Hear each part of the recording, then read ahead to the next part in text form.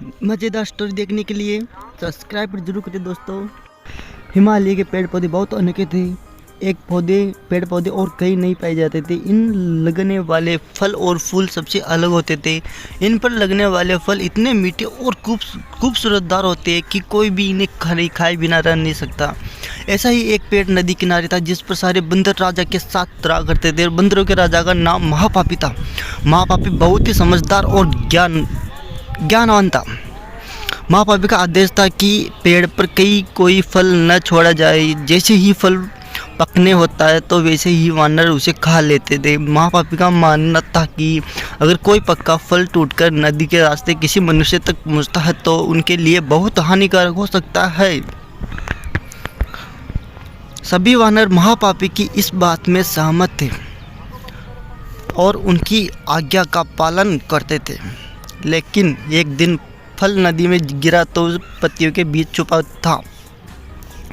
वह फल नदी में बहकर एक जंगल पहुंचा और जहां एक राजा अपनी रानियों के साथ घूम रहा था और फल की इतनी अच्छी थी और आनंदित, और रानियों आगे बढ़ रही थी और इसी खूबसूरत मोहित हो गया। राजा ने अपने आसपास निहारा तो उसे नदी में बहता हुआ फल दिखाई दिया। राजा ने उसे उठाकर अपने सिपाहियों को दिया और कहा कि कोई इसे खाकर देखे ये फल कैसा है। तो सिपाही उस फल को खाया तो उसे बहुत मीठा है।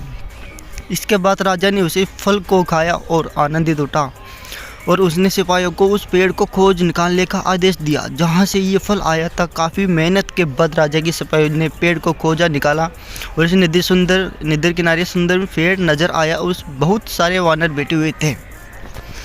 सिपाहियों को यह बात पसंद नहीं आई और उन्होंने वानरों को एक एक करके मारना शुरू कर दिया। वानरों को घायल देखकर महापापी ने समझदारी से काम लिया और उसने एक बांस का टुकड़ा या डंडा पेड़ और पहाड़ के बीच फूल की तरह लगा दिया और महापापी ने सभी वानरों को उस पेड़ को छोड़कर पहाड़ी की दूसरी तरफ जाने का आदेश दिया। वानरों ने महापापी की आज्ञा का पालन किया और सभी बांस के सहारे पहाड़ी के दूसरी ओर पहुंच गए। लेकिन इस दौरान डरे सहमे बंदरों ने महापापी को बुरी तरह से कुचल दिया। सिपाही ने तुरंत राजा के पास जाकर सारी बात बताई और राजा महापापी की वीरता से बहुत प्रसन्न हुए और सिपाही को आदेश दिया।